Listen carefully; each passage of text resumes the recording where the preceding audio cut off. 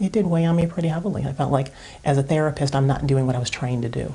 Psychologist Michelle Washington says that in 2011, the Wilmington, Delaware Veterans Hospital was overwhelmed by the number of troops returning from war with PTSD. There was a massive delay in the treatment. Often what happens, they start self-medicating with drugs or alcohol, and they don't come back. And they end up getting lost in the system and lost out there in the world without the help.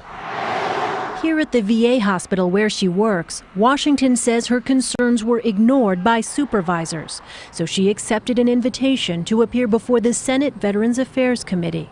But after she requested time off to testify, she received the first and only unsatisfactory performance rating of her 5-year career at the VA. I remember going to my office and almost on the verge of tears. I had to really kind of grasp, pull myself together because I had a patient waiting for me. We reviewed each of Washington's performance ratings. She was rated outstanding on all of them except this one. It reads she does not use her supervisory channels to address issues with the PTSD programs. Were you afraid that you might lose your job?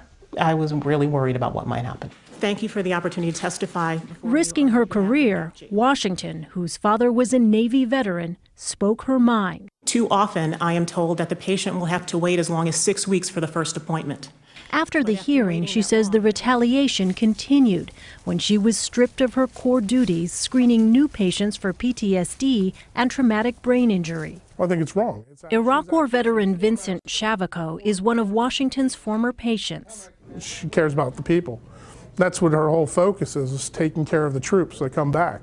In a statement, the VA denied it retaliated against Dr. Washington, saying, quote, VA does not tolerate retaliation and reprisal against any employees.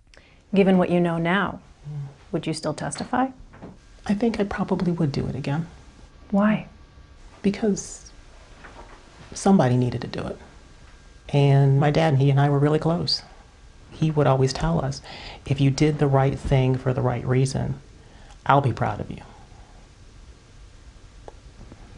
So I think he's up there in heaven, proud of me.